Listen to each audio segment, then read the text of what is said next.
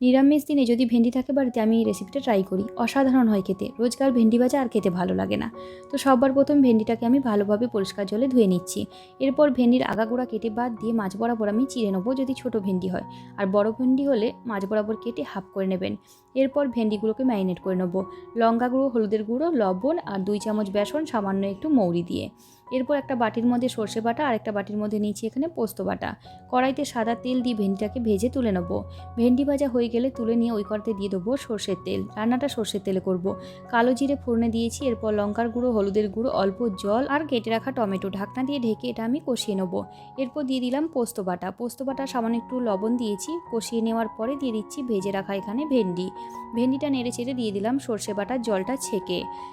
5 মিনিটের জন্য ঢাকনা দিয়ে ঢেকে রেখেছিলাম। সামান্য একটু চিনি ছড়িয়ে দিলাম, সর্ষের তেল ছড়িয়ে দিয়েছি কাঁচা, আর নামানোর পরে অল্প একটু জিরে গুঁড়ো দিয়ে পরিবেশন করছি। দারুণ হয় খেতে, অবশ্যই ট্রাই করবেন।